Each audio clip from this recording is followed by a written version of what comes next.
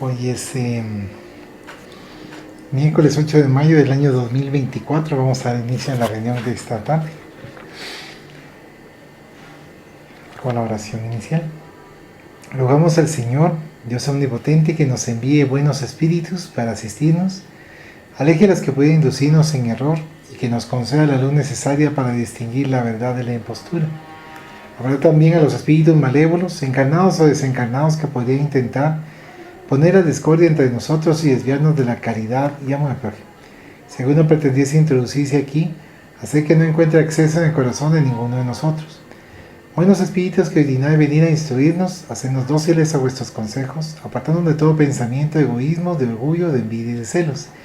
Inspirarnos indulgencia y benevolencia para nuestros semejantes presentes y ausentes, amigos y enemigos. Hacer, en fin, que en los sentimientos de que nos sintamos animados reconozcamos vuestra saludable influencia. Da a los medios, a quienes se encarguéis de transmitirnos vuestras enseñanzas, la conciencia de la santidad del mandato que les ha sido confiado, de la gravedad del acto que van a cumplir, con el fin de que tengan el fervor y el recogimiento necesario. Si en la asamblea se encontrasen personas que fuesen atraídas por otro sentimiento que no sea el del bien, abrid sus ojos a la luz y perdonarles así como nosotros les perdonamos si vinieren con malas intenciones. Rogamos especialmente al Espíritu de Genaro Baidolides, nuestro guía espiritual, que nos asista y vele sobre nosotros. Que así sea. Estamos leyendo el libro Caídas y Ascensión por el espíritu Víctor Hugo y a través del medio Divaldo Pereira Franco. Hoy nos toca el numeral 2, Caminos y Desatinos de la Perversidad. Santiago Flori Ruiz se tornó uno de los fórmulos más dedicados a su amo. Lo servía con abnegación y presteza. A pesar del sórdido compromiso asumido con don Lorenzo, de ser un fiscal vigilante de la conducta de la dama y de los bienes del caballero, lo atendía en el hogar, ayudándolo como secretario y acompañándolo ya en el primer viaje realizado después de su admisión. En la convivencia pudo comprender la excelencia del carácter del patrón, a quien había conquistado de improviso. Al señor no le pasaron desapercibidas las cualidades de fidelidad y de trabajo de su valet, quien se fue convirtiendo en un elemento indispensable para el hidalgo. Sí, don Provenza descendía de nobles antiguos que pertenecieron a Salamanca, y a pesar de que no ostentase ningún título, preservaba los hábitos finos y delicados de sus ancestros, cualidades esas muy bien consideradas por la esposa. Aunque estuviese dispuesto a retribuir a su benefactor, el canónigo, por el trabajo conseguido, transcurrieron algunas semanas en que el joven no tuvo nada que presentarle como resultado de sus observaciones. Todo le parecía transcurrir dentro de la normalidad, excepto el cerco de que pasó a ser víctima impuesto por la mujer seductora. Siempre que se le antojaba, lo llamaba a su presencia con o sin pretexto, a fin de sentirlo próximo a ella. Vistiendo ahora ropas elegantes y bien ajustadas que el honroso empleo le facilitaba, se tornó más atrayente. Era respetuoso, tal vez muy tímido, y siempre se acercaba a la patrona demostrando inmensa consideración, lo que la desorientaba, ya que no estaba acostumbrada a un comportamiento de esa naturaleza. Los reprobos son de fácil acceso moral, en razón de la frágil estructura de la personalidad enfermiza, o se revisten de aspereza y dificultad que son el resultado de los conflictos que los golpean. Ella pertenecía al primer grupo, puesto que lentamente perdió el respeto por sí misma, descendiendo cada vez más a la vulgaridad que ya señalaba sus hábitos antes más refinados. En los momentos en que tenía al joven cerca, lo indagaba con la habilidad que le era peculiar. Así se informó que el muchacho procedía de Cataluña, para ser más preciso, de Lleida, Lérida, poseyendo en las venas herencias sanguíneas moras que le daban a la tez un tono moreno especial. De origen modesto, llegó a Salamanca en la infancia, cuando su progenitor viajó en busca de mejor suerte, que no fue compensada con la transferencia de morada. No obstante, había conseguido alcanzar la edad adulta, sobreviviendo a los sinsabores de las dificultades económicas. Con honradez y trabajo, ora en los alrededores de la ciudad, en el campo, ora en la propia urbe, alfabetizado pero no portador de cultura, era inteligente, vivaz y gentil. Afervorado a la religión de sus padres, era devoto de Nuestra Señora del Pilar, la protectora de Zaragoza, a quien oraba con inmenso fervor. Digamos desdeñosamente, Era un muchacho ingenuo y puro en sus sentimientos, aún no maduros ni desvirtuados. Su empleo lo destacaba de entre los demás servidores y despertaba intereses poco saludables entre las muchachas de la heredad y de los alrededores. Todos deseaban saber de dónde había venido, de sus recursos y peculiaridades. Su serenidad desanimaba al más curioso y de este modo continuó a las órdenes de su señor. De acuerdo a lo que había sido combinado, doña Josefa consiguió que el esposo convidase al señor arzobispo cuando visitase la ciudad. Sensibilizado con la idea de la malvada, don Fernando escribió una carta cuidadosa en la cual estaba enviando la invitación para un banquete en su hogar, entregándola al encargado de la recepción y permanencia de su eminencia en la ciudad, adicionando referencias en torno a la honra que sentiría en el caso que la solicitud le fuese concedida. Además, prometió una importante contribución a la Iglesia para atender a cualquier finalidad que tuviese en estudio. Sin mayores debates ni la presencia de otros competidores, quedó deliberado que su eminencia aceptaría un almuerzo en su residencia, donde haría la siesta después de la comida. La noticia no podría producir mayor júbilo en el canónigo, ansioso y más aún al tomar conocimiento de la generosidad del anfitrión, que de esa manera retribuía el honor que le era concedido de manera grata e inesperada. La ciudad pasó a prepararse para la visita pastoral y todas las ceremonias que deberían ser realizadas para homenajear al prelado, ya que era enviado especial del cardenal responsable por la diócesis y muy respetado en Roma. Don Lorenzo se esmeró en auxiliar al matrimonio a hospedar al dignatario religioso durante las horas en que allí permaneciese, ofreciéndose inclusive para acompañarlo, lo que fue aceptado por los organizadores, que tuvieron el cuidado de escoger a aquellos que deberían estar próximos del visitante ilustre, de los cuales se encontraba el señor obispo de la ciudad, 2 monseñores, 2 canónigos y 5 sacerdotes, 3 de los cuales vendrían de otras ciudades de la provincia para las concelebraciones de los actos litúrgicos. Se trataba de una verdadera corte, porque aún se incluían los señores alcalde y esposa, el señor jefe de policía y señora, y algunos otros representantes sociales y personas destacadas, en un total de 26 invitados.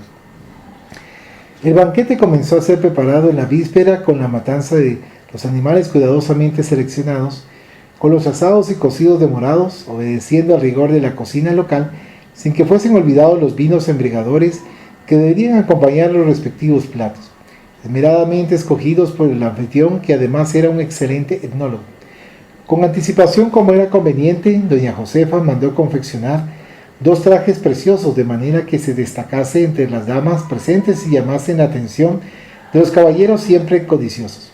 Seleccionando el terciopelo y la seda, y luego de escogido el modelo, pues se trataba de la estación otoñal, costureras contratadas pusieron manos a la obra de arte, sin olvidarse de la mantilla sevillana de encaje para cubrir su cabeza por algunos momentos durante la misa y en la casa en el acto de recepción.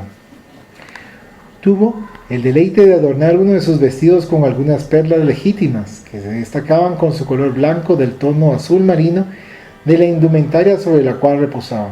Sin duda, era sofisticada y podía permitirse esos excesos en razón de la fortuna del marido.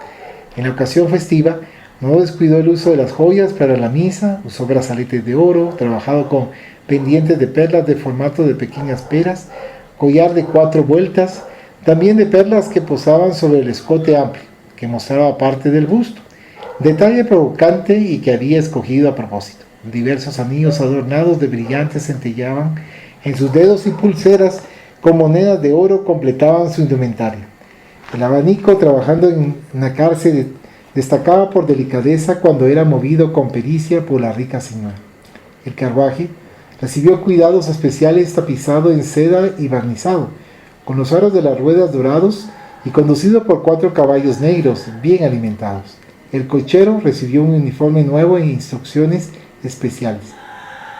Aquel era un día relevante para las Provenças y nada podía resultar impropio o presentar alguna falla.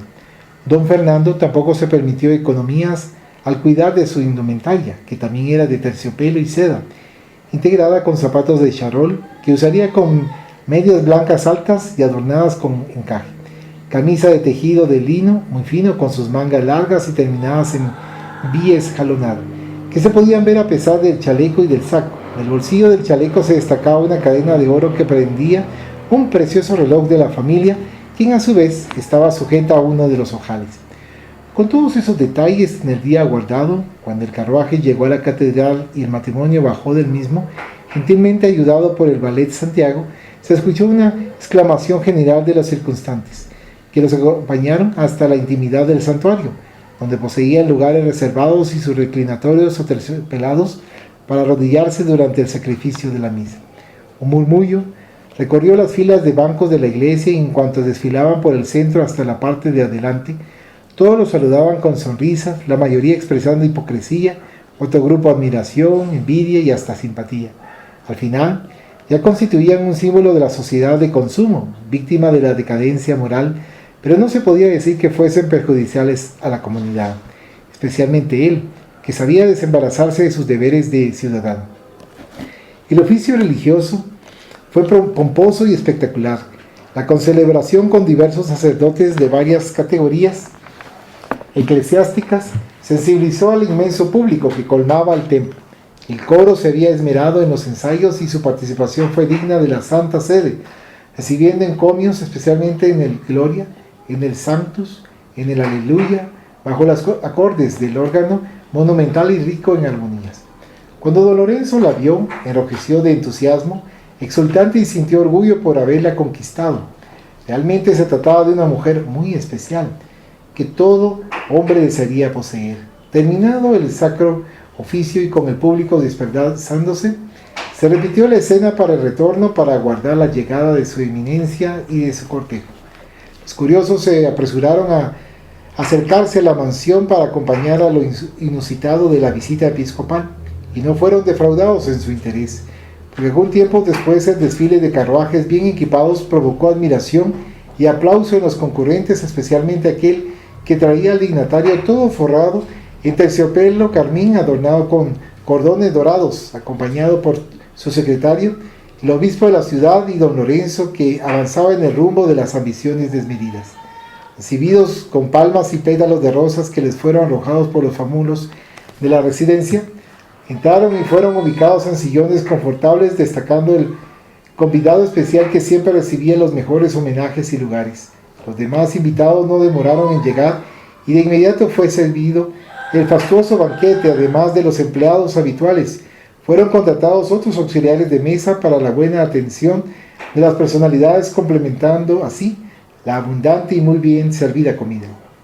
Entre una copa y otra de vino, un bocado y otro, la conversación variaba desde los intereses de la fe religiosa hasta las futilidades de lo cotidiano.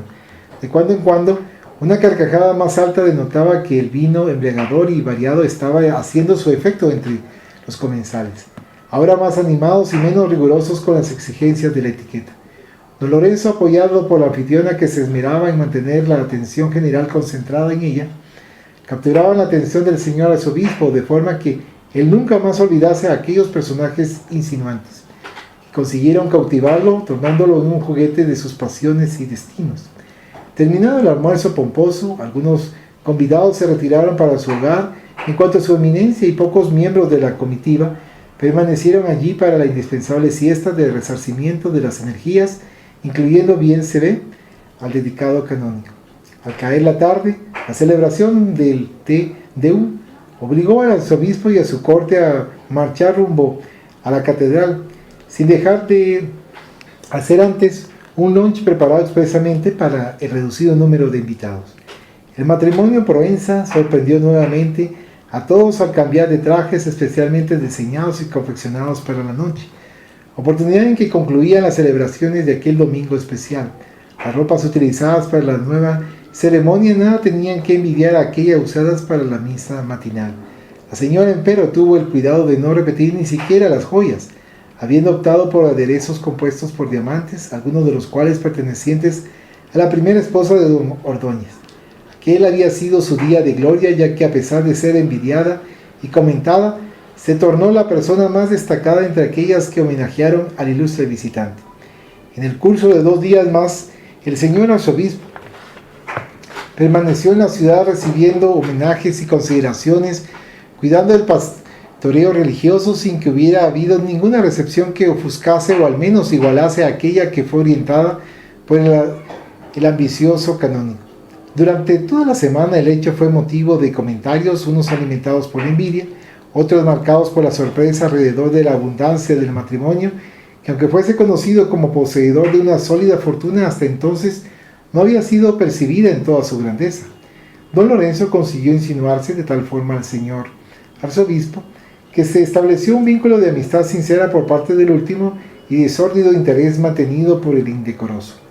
También él quedó visiblemente impresionado con el poder económico del hombre a quien traicionaba sin el menor escrúpulo, valiéndose de la degradación de la esposa infiel. Tan pronto le fue posible, convocó al joven paje a una conversación a fin de informarse de los resultados de las obligaciones que le fueron delegadas, las que hasta el momento no habían producido ningún resultado compensador.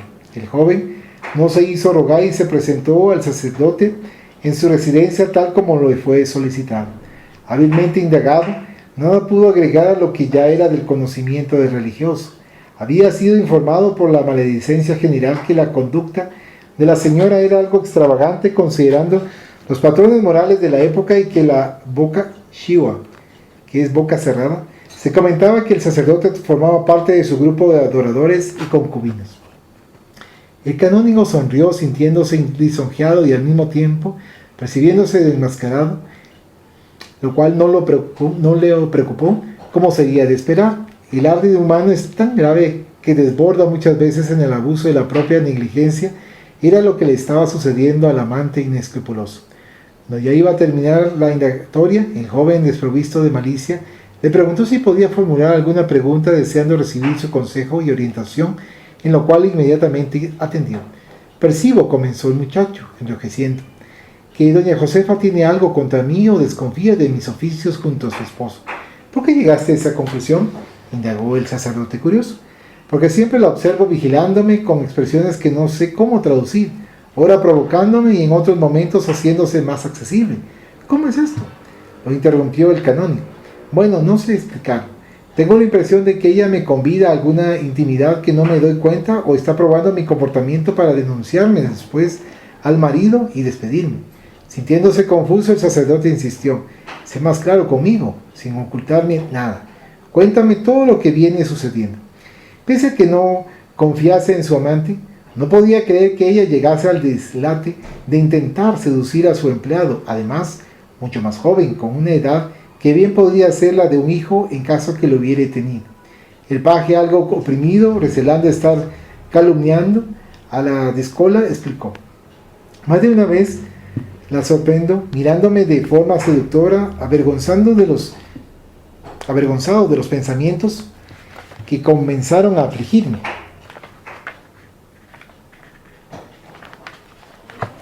En una ocasión en que me exigió que le llevase leche caliente a su alcoba, tuve la impresión de que presentándose acostada y semidesnuda lo había hecho a propósito, como si tuviese la intención de provocarme. Dejé la leche sobre la mesa de cabecera y cuando me predisponía a salir, ella me solicitó que me sentase en el borde de la cama, en una actitud que yo pensaba solamente era posible cuando se tratase de mujeres de la vida. Un poco aturdido, sin saber cómo comportarme, observando que ella golpeaba levemente sobre el edredón, indicando el lugar, me aproximé en el justo momento en que, abriendo la puerta intempestivamente, el patrón entró en la recámara y, dominado por el espanto que le produjo mi presencia, preguntó congestionado: ¿qué hace mi empleado aquí, en la intimidad de mi dormitorio? Antes que yo respondiese, ella explicó que me había solicitado un servicio, al que él contestó, ahora encolerizado: ¿y el ama de cuarto dónde se encuentra? Ella se levantó insinuante, lo envolvió en un abrazo, calmándolo, y a su vez lo interrogó: ¿vamos a discutir en la presencia de un fámulo? Fue suficiente para que él se tranquilizase y me despidiese, dando por terminado el asunto. El joven estaba pálido y sudaba. El sacerdote se encontraba espantado. Él conocía la vil actitud de la mujer, pero no había percibido cuán depravada era la nueva Mesalina con quien se había involucrado. Evitando denunciarse y afable, volvió a indagar. ¿Y qué sucedió después? El señor cambió su comportamiento con relación a ti, alterando su tratamiento. El hecho no continuó, ni el patrón cambió su manera de tratarme, tampoco retornó al asunto. Sin embargo, sucede que a partir de entonces Soy yo quien se encuentra confuso, receloso como si algo muy malo me fuese a suceder. ¿Cuándo sucedió eso?, volvió a indagar el sacerdote, tratando de simular el interés personal. Hace 4 días aproximadamente, respondió el joven con resistencia en la voz. ¿Qué pretendes hacer?, insistió nuevamente el confesor de las almas infelices. Realmente no sé, aclaró el muchacho. Sin embargo, siento que algo se modificó en mí. La imagen perturbadora de la mujer semidesnuda no sale de mi mente y ya no la veo más como la señora honrada que aprendí a respetar, sino como a una cualquiera, de quien también tengo el derecho de aceptar promesas de cariño y de placer. ¿Tendrías el coraje de actuar de esa forma inhumana con relación al hombre de bien que te concedió su confianza, dignificándote y ofreciéndote el pago por la fidelidad y los buenos servicios?, indagó con cierta amargura el sacerdote. Ese es mi drama, canónigo, manifestó Santiago, bajando la cabeza. Hasta aquel momento mantenía por él un gran respeto y alta consideración. Nunca me había pasado por la mente serle infiel o desatender los compromisos asumidos, pero la señora me desconcertó emocionalmente. Sin darme cuenta, en estos últimos días no veo más a don Fernando como mi señor, sino como un obstáculo para mi felicidad. Sé que estoy blasfemando, pecando terriblemente contra él y contra Dios, pero es mi estado de alucinación por la seductora. Cuando la veo abrazarlo y besarlo delante de mí como para azuzar mis celos, tengo ganas de agredir a ambos, abofetearla por el cinismo y sacarlo de mi camino de cualquier forma. Es como si un animal feroz que viviese dentro de mí enjaulado saliese en libertad, arrastrándome en su saña devoradora. Nunca pensé que yo fuese capaz de un crimen de cualquier naturaleza y ahora estoy en esta indecisión. La única alternativa que veo para evitar una tragedia es abandonarlo todo y volver a Cataluña. Aquí podemos hacer una pausa y hacer algunos comentarios.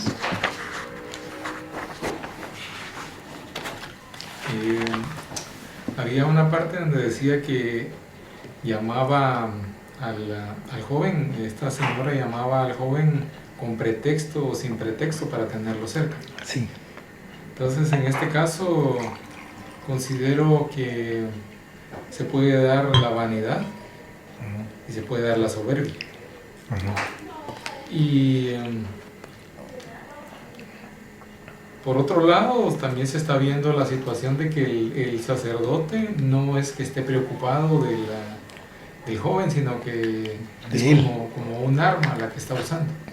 Por eso, hipócritamente, hace las preguntas para indagar cómo está la situación, ¿verdad? ¿Tengo otro comentario? ¿Solamente? Ok. Dice acá. Don Lorenzo estaba profundamente perturbado ante la sorpresa de cada vez lo dominaba más. Jamás se le había ocurrido la posibilidad de un acontecimiento tan inesperado. No obstante, la realidad le llegaba crucial y fulminante, hiriéndolo profundamente. Un odio sordo comenzó a avasallarlo, fomentando un resentimiento contra el bello y joven muchacho, sintiéndose postergado por la insensata pervertida. Pensó que más tarde encontraría la forma de vengarse de la depravada. Apenas sería cuestión de tiempo y en cuanto a ella le fuese útil con relación a los planes que abrigaba. Deseando saber lo máximo de los sentimientos atormentados del confeso, prosiguió el interrogatorio.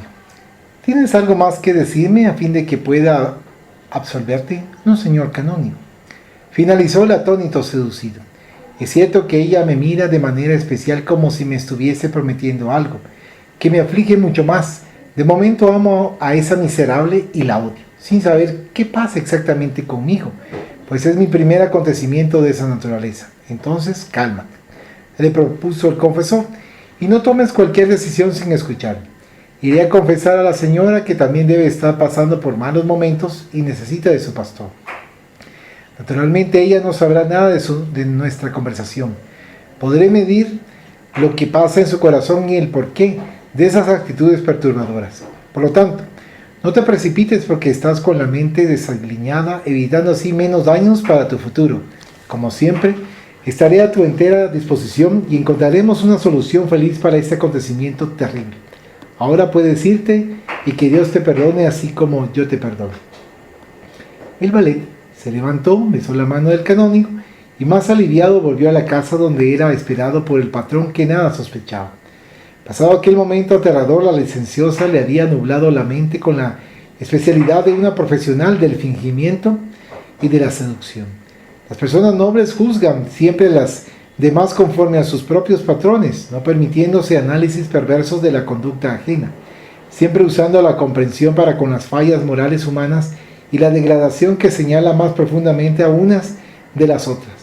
Así era el comportamiento de don Fernando Ordóñez y Proenza. En realidad él amaba a la pervertida, quien sabía manipularlo con la astucia y las artimañas sexuales. Como era incapaz de traicionar, él no podía creer que otro lo hiciese. De este modo, el incidente fue superado y él no volvió a pensar en aquel asunto. Su mujer era todo lo contrario.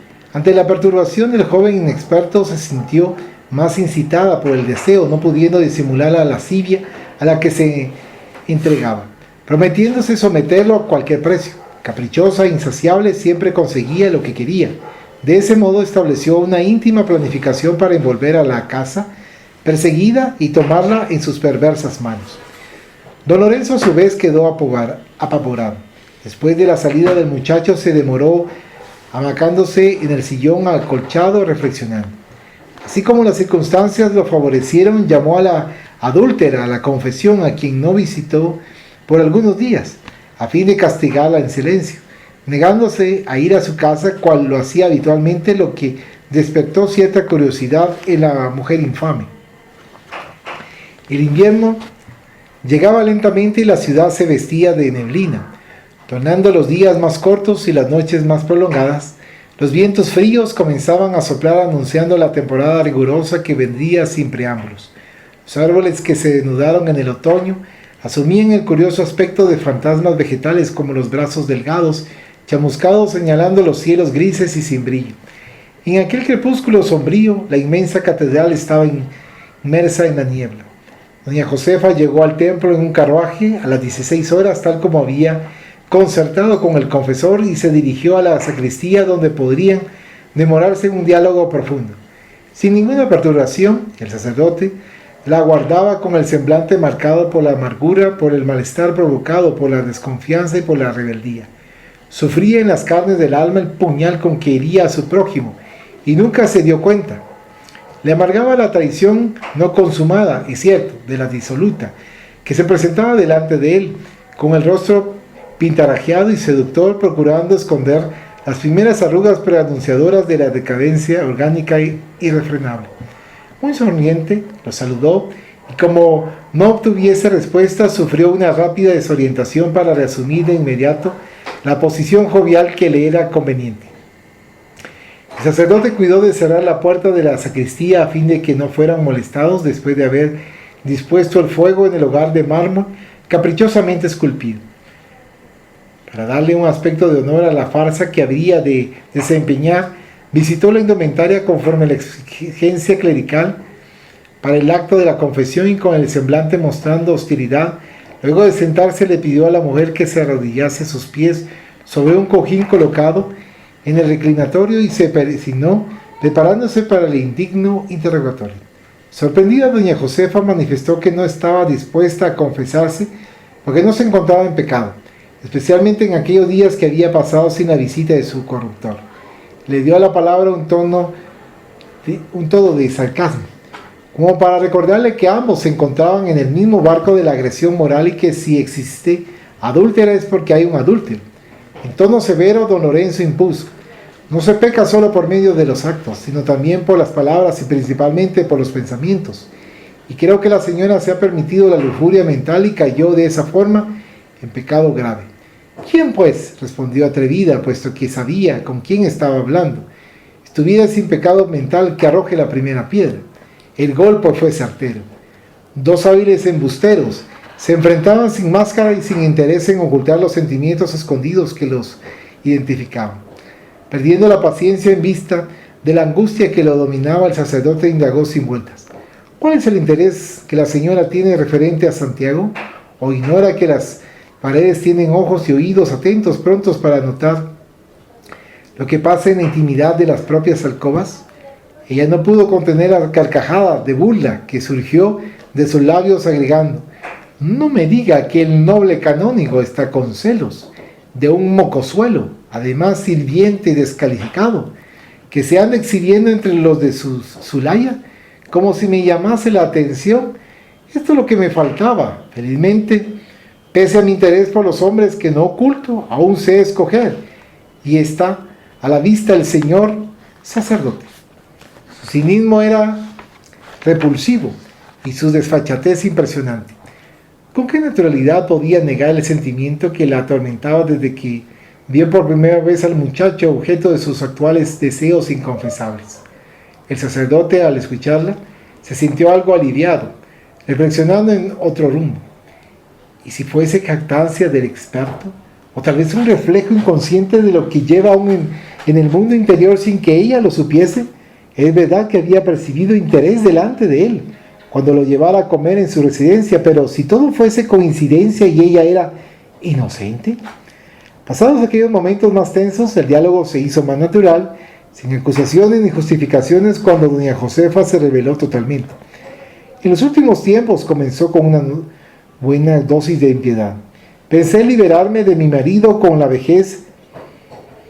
Se ha tornado insoportable, celoso, exigente, desconfiado de todos, inclusive de nuestro confesor. Lo miró discretamente para detectar en él la reacción emocional reflejada en el rostro, que se ruborizó. Me agrede verbalmente, lo que antes jamás aconteció. Me amenaza con expulsarme del hogar, con denunciarme en la Inquisición por el crimen de adulterio, a pesar de que él cumpla con los deberes en el tálamo conyugal, y solamente no me golpeó físicamente porque me desembaracé de él en el momento apropiado. Un rayo no alcanzaría al amante con mayor exactitud que la calumnia segura que le era presentada con los colores de la verdad. Atónico, él respondió: ¿por qué no me contó eso antes? ¿Desde cuándo esto viene aconteciendo? La desnaturalizada, asumiendo una postura de víctima, explicó: no deseaba afligirlo en la suposición de que fuese un acontecimiento temporario, que luego pasaría. Sin embargo, viene empeorando, especialmente después de la visita del señor arzobispo a nuestra casa, cuando observó la proximidad de nosotros dos en los cuidados de la programación para que todo transcurriese como felizmente sucedió. A partir de ahí pasó a acusarme abiertamente, amenazando con castigarme con la muerte, o por lo menos desheredarme delante del poder civil, expulsándome del hogar en medio de un escándalo. Como usted bien sabe, el dinero todo y a todos compra, nunca faltando quien pueda servirle de testigo, de apoyo, en el execrable plan que le atormenta la mente desequilibrada. Usted no ignora que él ya alcanzó los 75 años y la decrepitud baja todos los aspectos. Le saltó bien la última palabra, se le aproxima y tiene delirios de esa naturaleza y ahora manía de persecución. El compinche salía de una sorpresa para otra sin saber qué decir. En una pausa que surgió en la narración, él indagó: ¿y alguien ya notó esa manifestación de que está caduco? No que yo sepa. Por ahora, solo se expresa así en la intimidad, cuando se siente incapaz de cumplir con sus deberes conyugales. Rebelde, asume ese comportamiento nada común. ¿Y qué piensa hacer?, preguntó curioso. La hábil criminal, con mucho cuidado, midiendo cada palabra y observando el efecto que causaba, explicó: es ahí que entra nuestro criado Santiago. Es joven, aunque tímido, lo que puede significar ser fogoso interiormente y bajo control férreo, también portador de mucha ambición de ocupar un lugar destacado en la sociedad, de prestigio con las mujeres, esas cosas que el dinero favorece y que le podríamos proveer si consiguiéramos persuadirlo. Fingiéndose dudosa, parecía evitar el propio pensamiento, de modo que estimuló al sacerdote a insistir: dígame exactamente lo que pretende y cuente con mi apoyo. Finalmente, tengo ascendencia moral sobre el muchacho, quien me debe la situación envidiable que disfruta y seguramente podría persuadirlo hacia el lado de nuestros intereses. Era lo que pretendía la osada interlocutora, quien luego prosiguió teniendo el cuidado de hacerse la coqueta, cubriéndose la boca y la nariz con el abanico, de forma que los ojos, muy bonitos, debemos confesarlo, brillasen al impacto de la adrenalina derramada en el torrente sanguíneo ante la emoción del crimen que mentalmente perpetraba. Tal vez él, en razón de la confianza que mantiene con el patrón, podría provocarle un accidente como sucede a menudo, sacando el obstáculo de nuestro camino y facilitándonos una vida tranquila y una vejez despreocupada, bien abonada con la fortuna que yo heredaría. Posteriormente, nos transferiríamos hacia otra provincia, lejos de sospechas y recuerdos desagradables, tal vez próximos a nuestro venerable arzobispo, a quien solicitaríamos ayuda para su remoción de ciudad, más tal vez es un delirio de mujer sufrida y ansiosa de libertad. La dimensión de la sordidez de aquella criatura impresionaba, ciertamente inspirada por fuerzas espirituales perversas con las cuales se había vinculado desde mucho tiempo antes. En otras experiencias carnales era portadora de una imaginación fuera de lo común y de recursos de seducción, de fingimiento, de crueldad, no habituales en el género humano. Era capaz de planear tal crimen con naturalidad, sin presentar ningún tipo de remordimiento o de inquietud, en cuanto dormía y se alimentaba al lado del marido, que nada sospechaba, sustentando a la víbora, que iría a picarlo lentamente. El sacerdote jamás pensó en algo tan sórdido y cruel, a pesar de su carácter venal y de sus ambiciones desmedidas. El homicidio le parecía repugnante y lo chocó, aunque trató de simular el impacto recibido. En medio de los conflictos que surgieron, miró discretamente a la compañera de insensatez y al verla aparentemente tan frágil, sufrida y deseando la libertad, más allá de aquella que le permitía disolución y vulgaridad, sintió un extraño presagio que lo asaltó, como si de las sombras de la memoria lo sacudiesen reminiscencias adormecidas de que aquella no era la primera vez en que se veía involucrado en una situación de tal porte. Se sintió dominado por un vaído que por poco no lo hizo perder los sentidos y se fue recuperando para retornar a la realidad de aquella tarde fría, que se tornaría tenebrosa. Así finaliza este numeral 2. ¿Quieres hacer algún comentario? Aquí se puede ver que prácticamente el esposo y el joven podrían ser víctimas de la mujer, porque digamos el joven no tiene ningún pensamiento de que la mujer pueda tener maldad adentro de ella, y el esposo es prácticamente, aparte de que no tiene ningún pensamiento de que ella pueda tener algún mal o alguna maldad en el interior, ella prácticamente está manipulando al esposo y también está manipulando al joven. Entonces aquí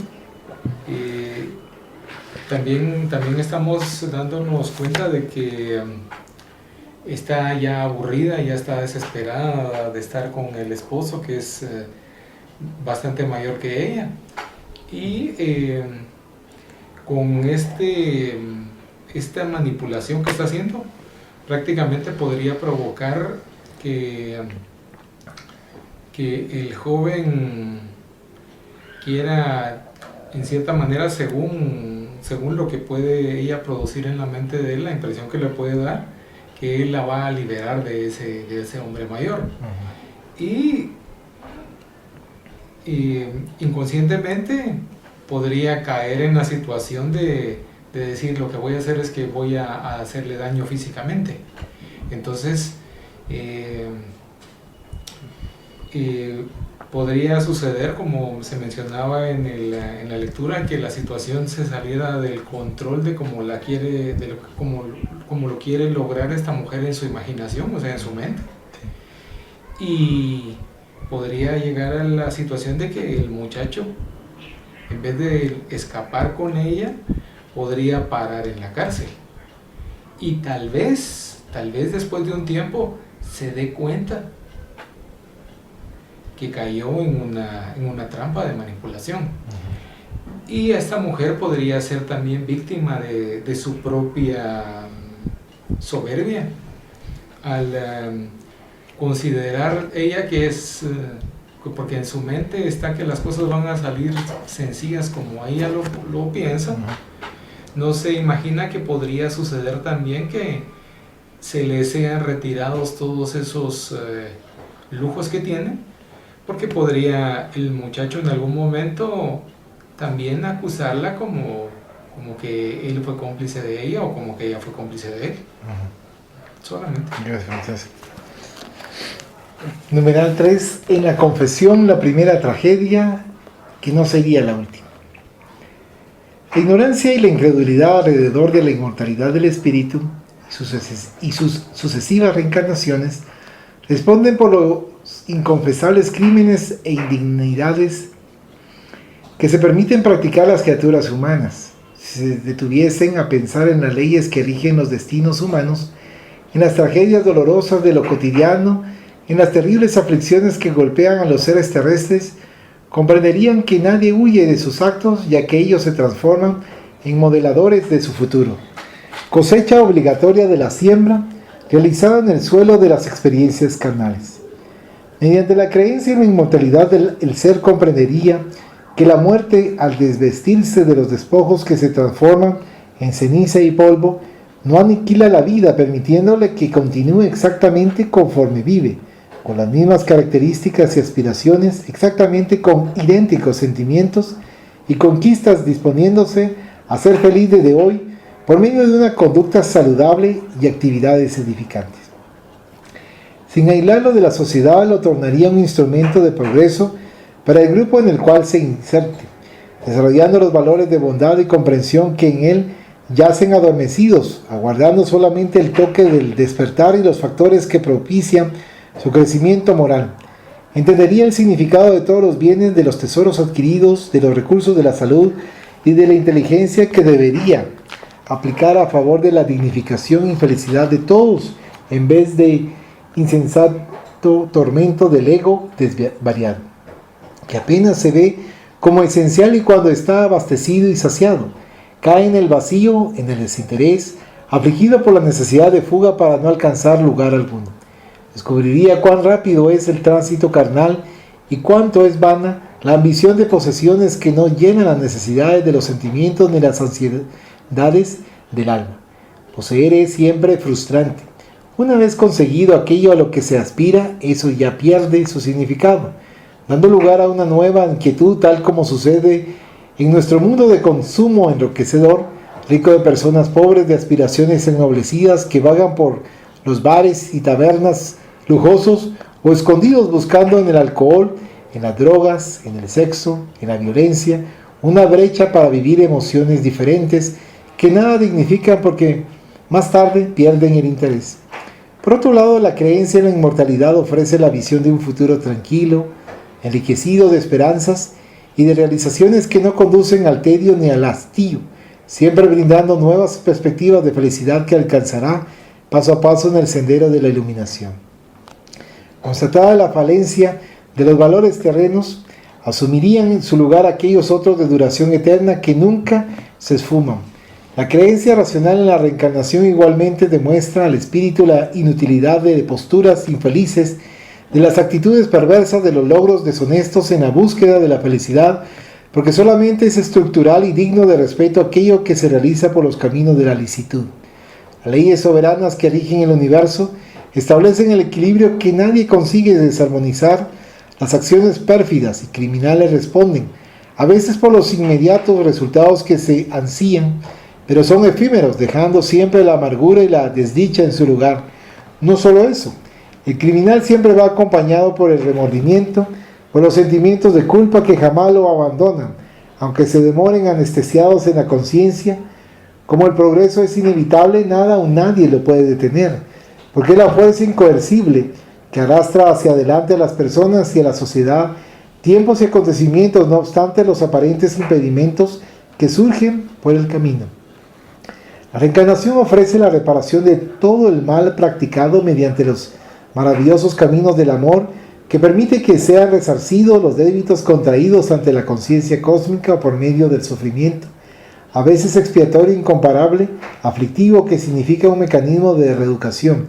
Se tiene la convicción de que los actos proyectados hacia el futuro retornan en esa ocasión conforme son elaborados y con sus idénticos procedimientos, imponiéndose así de manera inapelable como recurso del que la vida triunfante se vale en el programa de transformación de los espíritus y del planeta Tierra, que ellos habitan.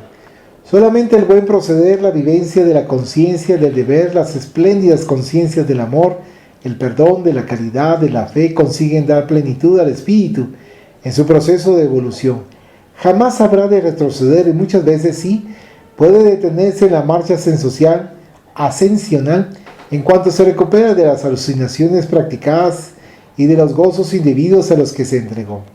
Cuando la reencarnación formare parte del comportamiento humano, el crimen y sus secuaces de todo tipo dejarán el mundo terrestre y se tornarán imágenes del museo, a fin de que la posteridad pueda contemplar el periodo de barbarismo por el que pasó, pese a estar rotulado de civilización, cultura, ética, arte, tecnología y religiones. Yo bien lo sé, por cuanto viví los dos periodos existenciales, el de incredulidad en razón de que las religiones tradicionales no consiguieron enriquecer de luz el raciocinio ni de fe la razón, en vista de la pobreza de sus postulados y de la ilusión material de sus presentaciones. Sin embargo, más tarde, cuando me iluminó el conocimiento de la inmortalidad y de la reencarnación y logré acumular certezas, la muerte comenzó a anunciarme que era llegada su hora, pero asimismo di inicio al viaje de vuelta a la simplicidad y pureza de corazón, a la rectitud y al buen proceder, a la ejecución de un programa de felicidad que vendría después. La muerte murió en los escondrijos de mi convicción espiritual y la convivencia con los inmortales me brindó la plenitud de la existencia que, a pesar de los brillos transitorios de un día, estaba destinada a la consunción, si no fuese la voz del sepulcro. Pie de página. La voz del sepulcro, seudónimo de uno de los espíritus que se comunicaban en las memorables reuniones que realizábamos en Guernsey, la isla donde estuve exiliado después de la estadía de Jersey, 1852-1870. Y las otras de la inmortalidad que me vinieron a despertar hacia la realidad indestructible. Ahora, estimulada por las fuerzas del plano inferior, la dama manifestó: antes de pensar en confesarle lo que vengo meditando, se me ocurrió atraer a Santiago para nuestro lado, retirándolo de alguna forma poco a poco de la fascinación que mi marido ejerce sobre él, y para ello estaba dispuesta a no medir sacrificio lo que sería temporal hasta la consumación del plan libertador.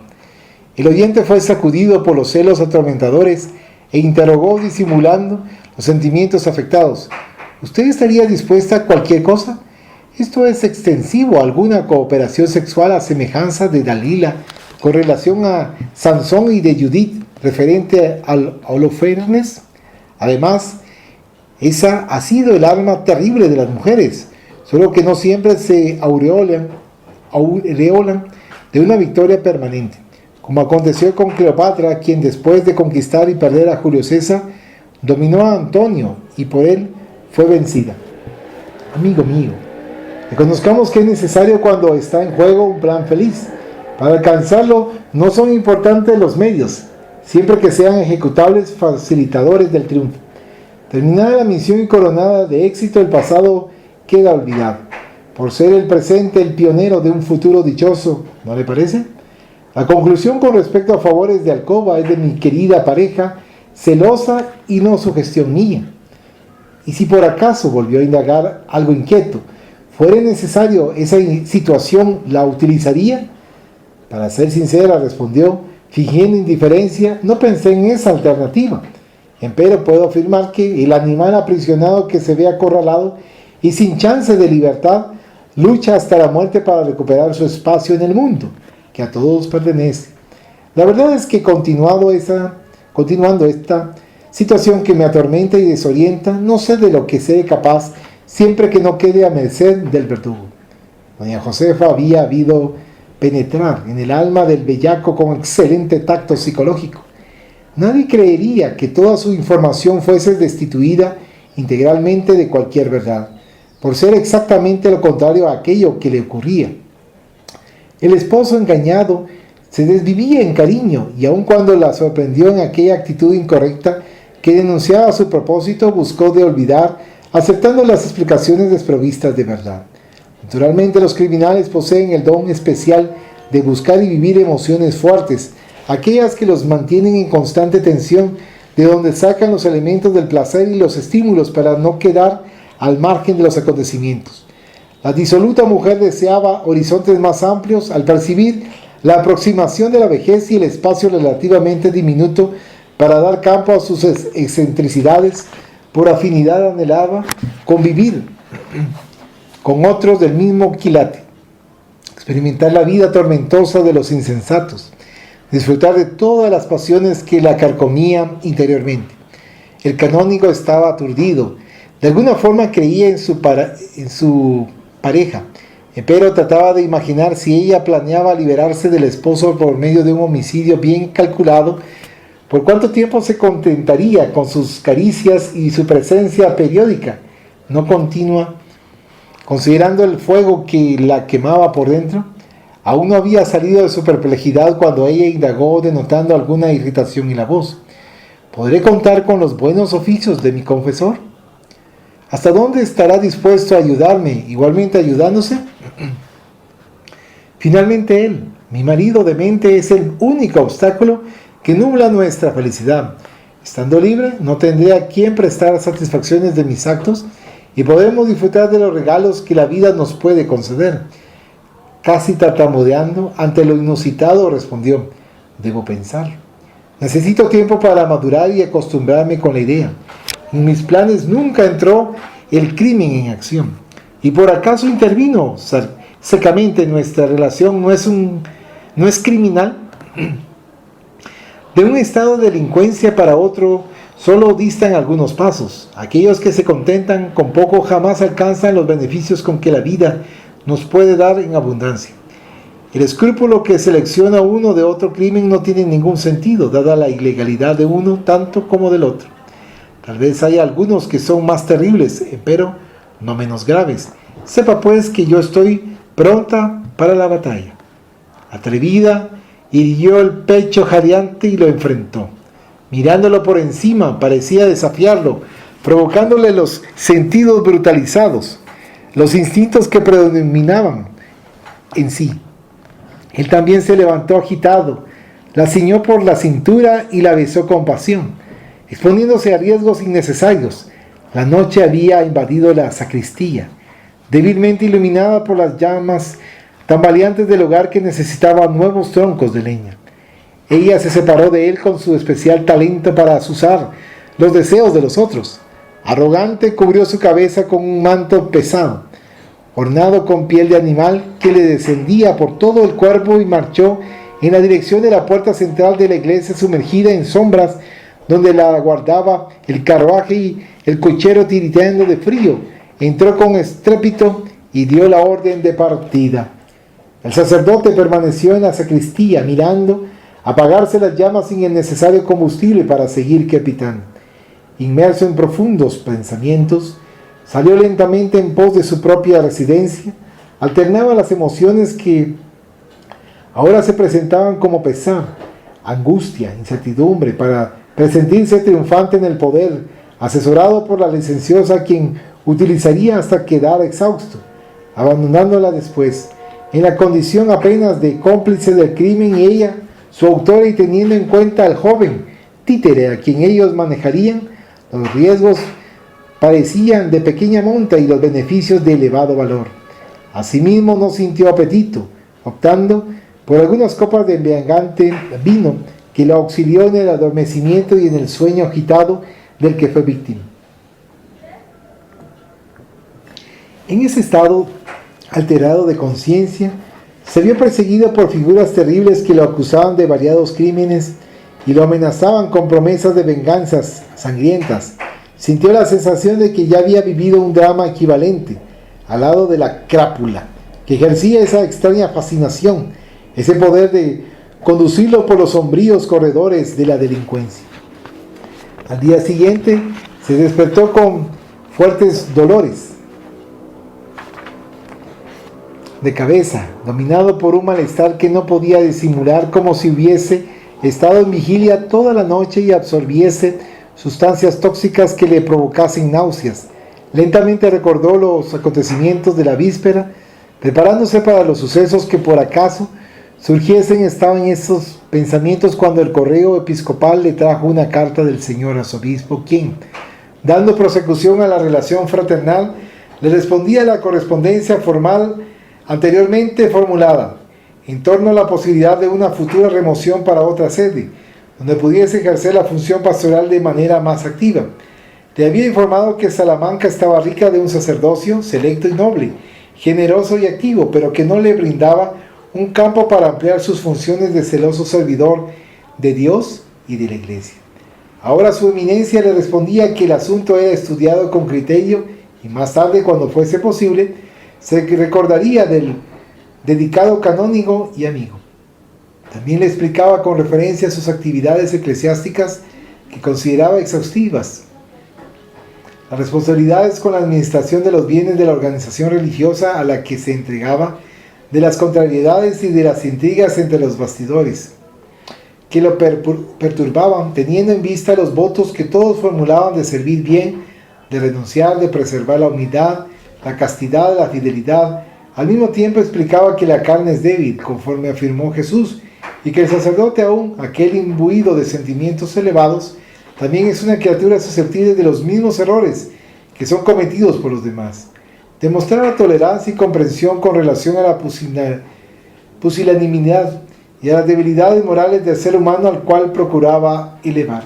La lectura le proporcionó un gran bien interior, modificándole completamente el humor y predisponiéndolo a dar atención a sus deberes sin la perturbación emocional de la que fuera objeto hasta hacía poco. De ese modo se alimentó bastante, con buen apetito, reforzando el desayuno con un licor estimulante, y se dirigió a la iglesia. Cuando llegó a la catedral, Santiago lo vino a buscar a pedido del amo, porque la señora no se encontraba en buen estado de salud. El médico que no fue encontrado en aquel momento era aguardado. Tomando el carruaje, siguió atónito en la dirección de la bella y rica propiedad. Conducido directamente a la intimidad del dormitorio, que le era muy conocido, la encontró resarciéndose de lo que dijeron había sido un desmayo después de una noche de mal dormir. Sin pintura, la mujer presentaba una peculiar palidez que contrastaba con los ojos negros, ahora sin brillo, bajo las pestañas largas y curvadas. Dos amas la cuidaban con cariño innecesarios en cuanto procuraba dar la impresión de una gravedad inexistente en su organismo. De inmediato él concluyó que se trataba de algo muy perturbador que había tenido lugar con el marido, quien se presentaba sinceramente preocupado sin lograr entender lo que ocurría. Luego de la ingestión de una infusión de hierbas calmantes, acompañada con tostadas como para interrumpir el ayuno, ella se recostó en los enormes almohadones, sonriendo e intentando recuperar su talante malicioso, dio lugar a la conversación general. En ese ínterin llegó el médico, dando muestras de inquietud, pero fue serenado por la explicación que ella misma le suministró.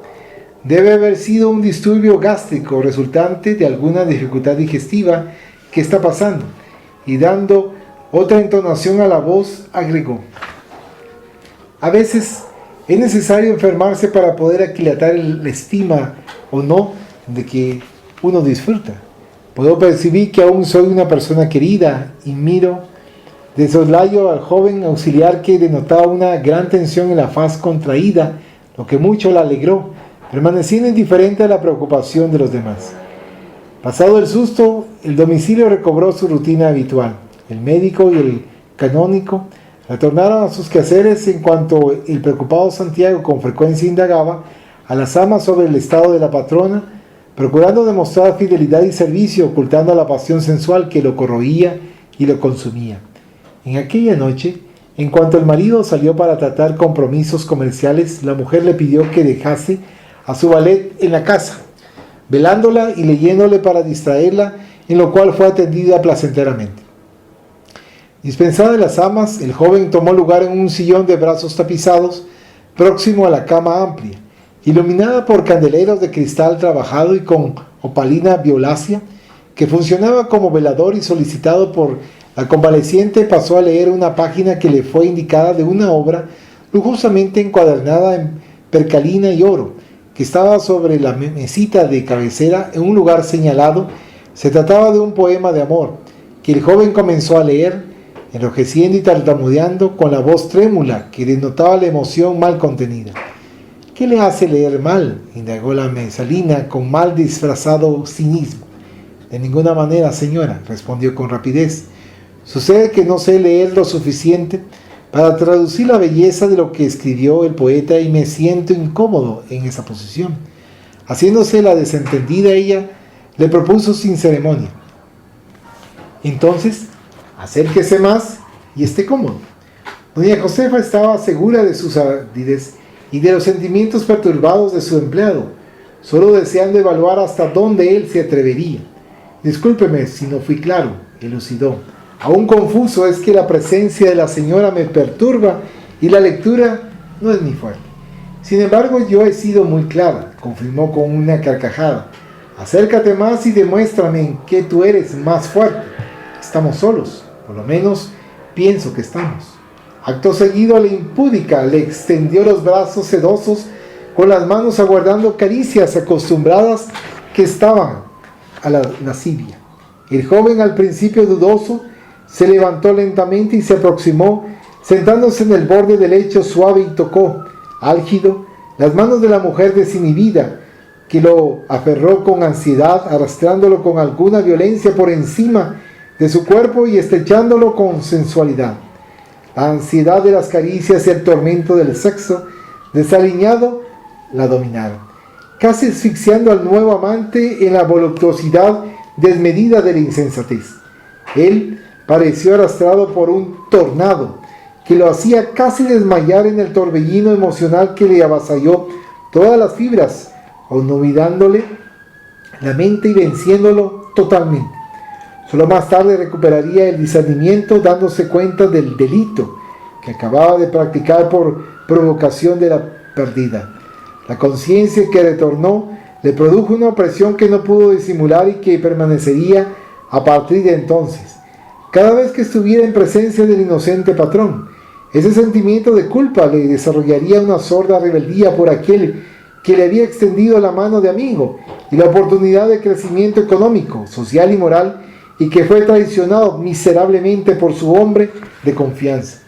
Sucede que el instinto de posesión, estimulado por la libido consecuente de la pasión sexual, predomina en la naturaleza de los individuos de complexión moral inferior y pasa a gobernarle la conducta pese al disfraz de la educación cuando de ella es poseedor y al impositivo de las circunstancias. Súbitamente dominado por la vergüenza y la angustia y sin mayor respeto por la patrona que acababa de desnudarse moralmente, salió del cuarto con celeridad, como buscando ocultar la vergüenza y el conflicto que lo avasallaba por completo. Acostumbrada a los comportamientos vergonzosos a los que consideraba naturales, la amante traicionera había conseguido concretar una etapa más de las pasiones viles que la marcaban, dando lugar a futuras tentativas hasta lograr el objetivo criminal que venía diseñando contra el marido. Por aquellos días España se encontraba sacudida por los infelices acontecimientos consecuentes de la muerte de don Fernando VII, que tuvo lugar en 1833. Dos partidos se levantaron para colocar en el trono respectivamente a don Carlos. Sus seguidores eran denominados carlistas, o a doña Isabel, cuyos partidarios eran llamados isabelistas. Y la victoria competiría a los últimos en el año 1839.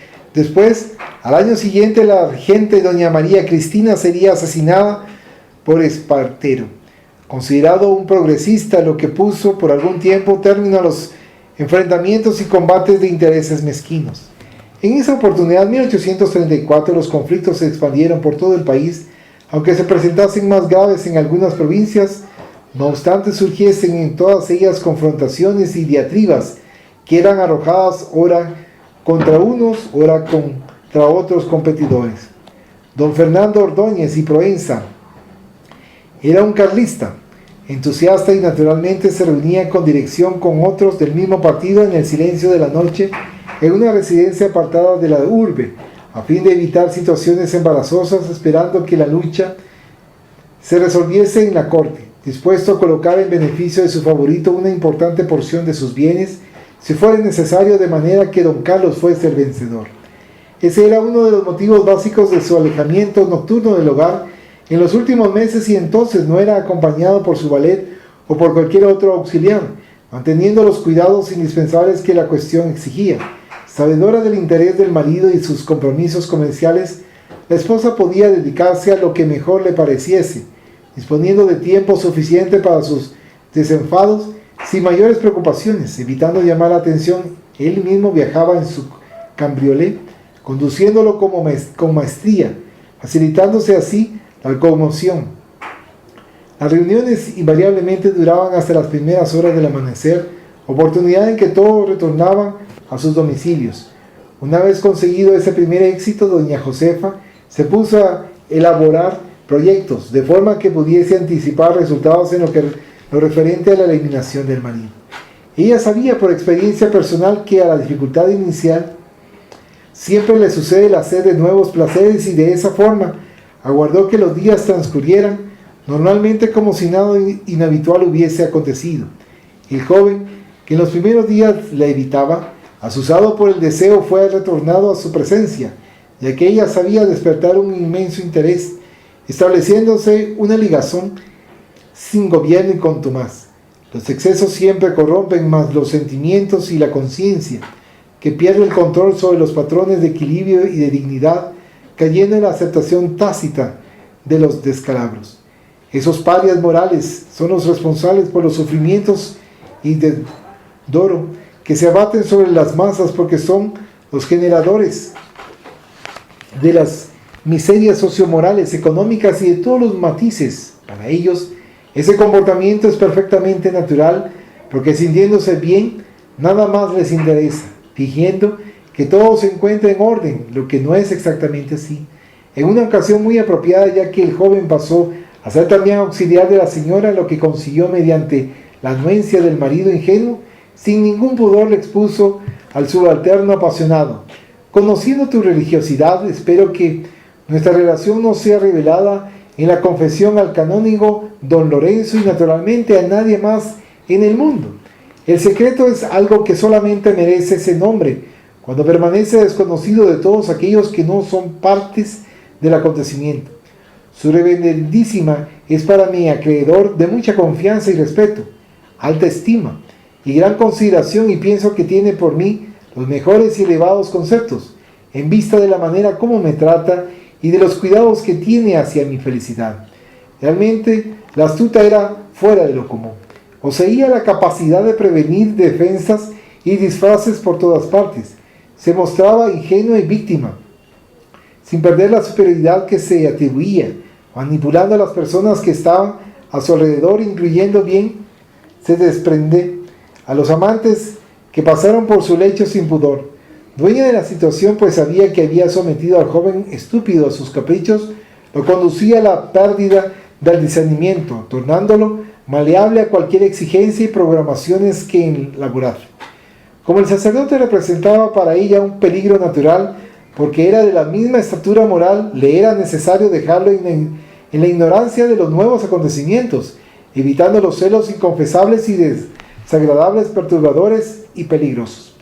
Enmarañado en los encantos de la vida pervertida y anhelando someterla a su pasión, dominado por el espanto de la declaración que le hacía al respecto del sacerdote, no pudo mantenerse fiel al compromiso contraído con el prelado y sin perspicacia le declaró: no creo que nuestro padre mantenga un concepto elevado de madame.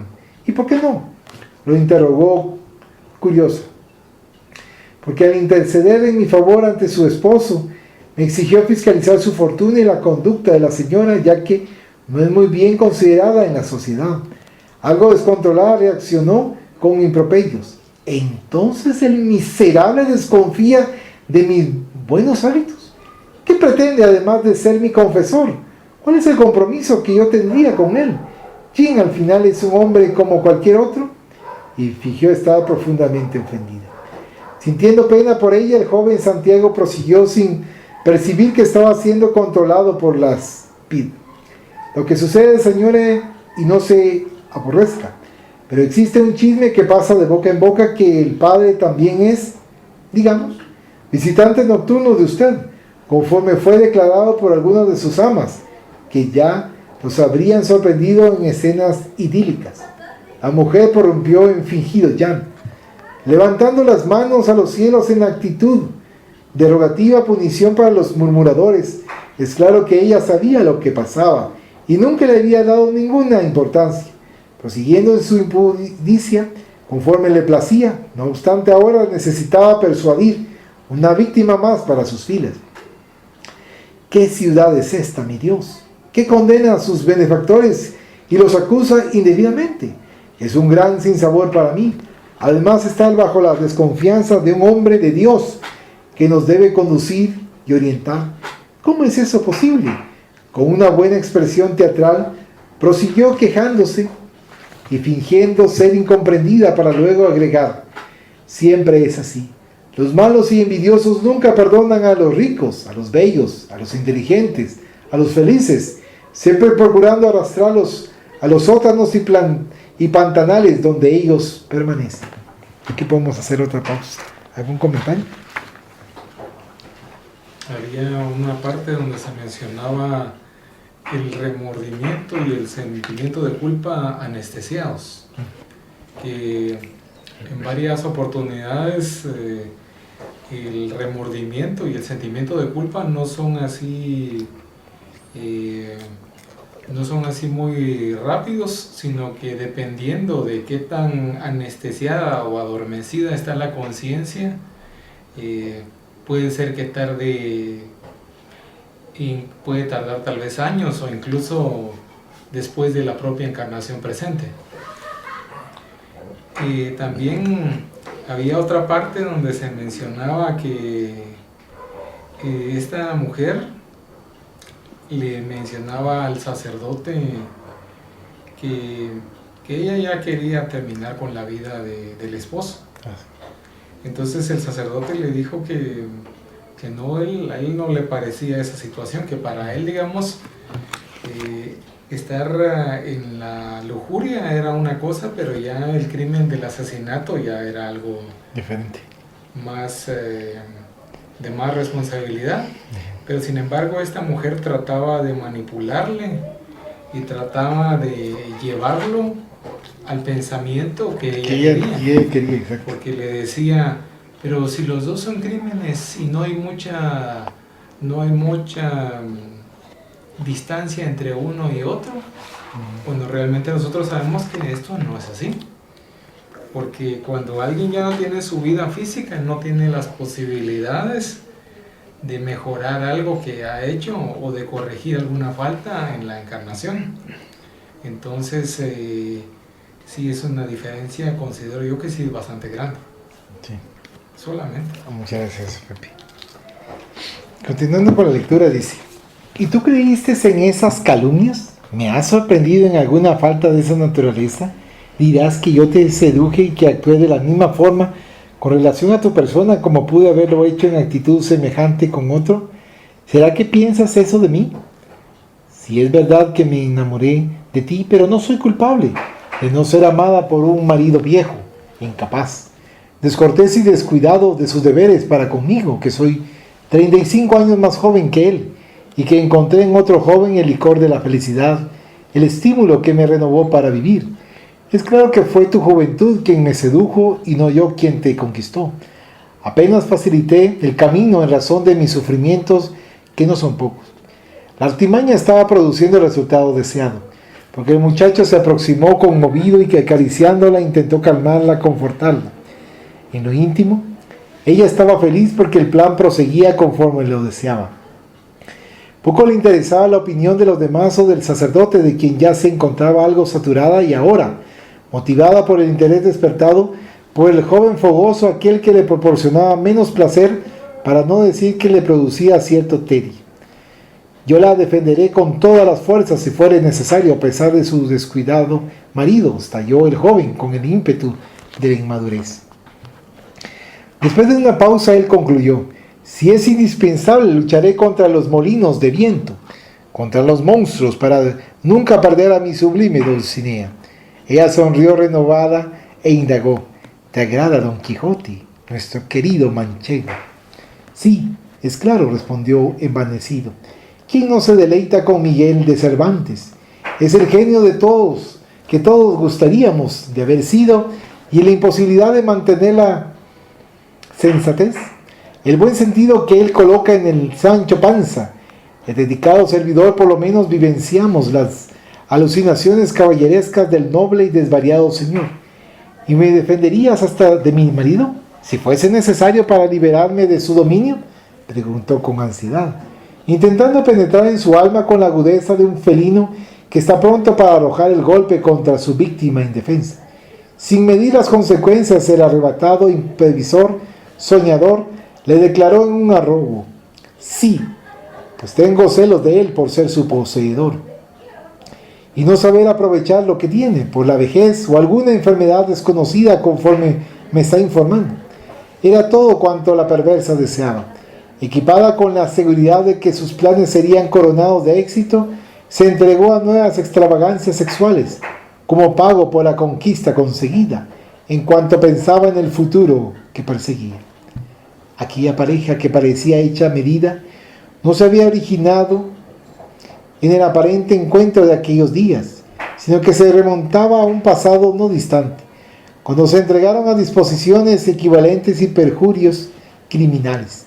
Esas afinidades no resultan de eventualidades, de casualidades que comunican a dos seres pensantes uno a otro, sin que haya una anterioridad que lo justifique. El encuentro, la primera vez, produce empatía, facilita intereses de aproximación, pero las afinidades solamente se establecen poco a poco, cuando los individuos se identifican uno a los otros con los sentimientos, las tendencias y las conductas. Los espíritus que se hallan en el mismo nivel de evolución se encuentran y reencuentran a lo largo de las reencarnaciones, que es cuando asumen compromisos que los unen en la desgracia o que los vinculan en las realizaciones ennoblecidas, cabiéndole la utilización de la oportunidad para reparar los errores, cuando actuaron sin respeto por las leyes divinas o para dar prosecución a las empresas que la muerte interrumpió temporalmente.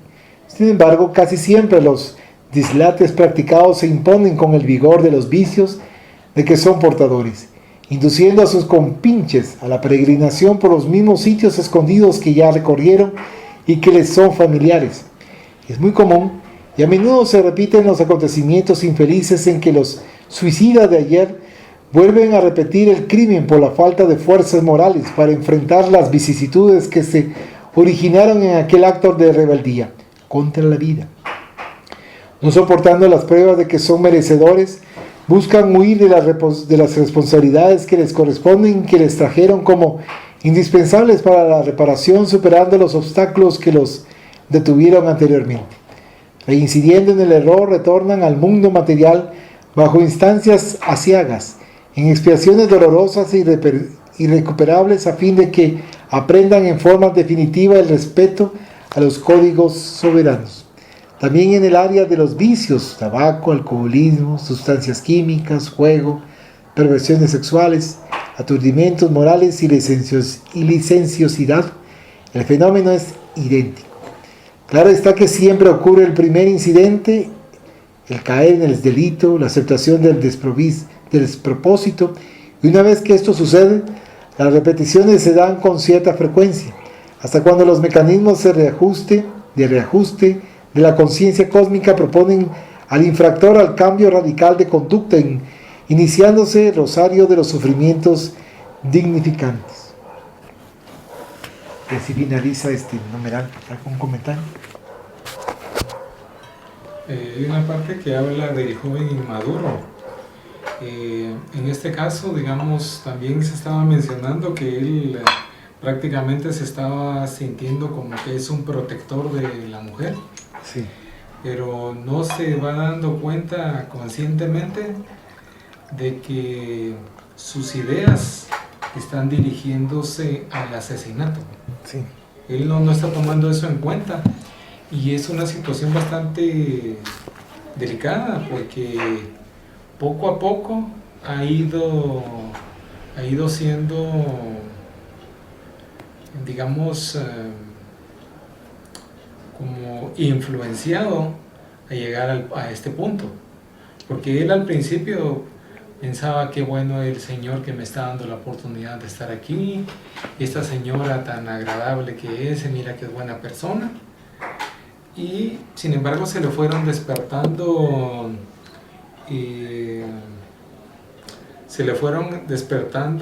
malas inclinaciones y tendencias que ya estaban adentro de él. Porque si esas tendencias de hacerle daño al esposo de Josefa no las tuviera él en su interior, por mucho que ella le estuviera diciendo, sí, es que yo estoy desesperada, este hombre no me da felicidad, sino que me da sufrimiento, por mucho que ella se estuviera haciendo la víctima, él no caería en esta situación. Sí. Entonces aquí nos está demostrando que a veces se puede pensar, tal vez yo podría decir, no, es que yo soy incapaz de hacer tal cosa, y resultó haciendo lo que yo creía que era incapaz de hacer. Solamente. Muchas gracias, Pepe.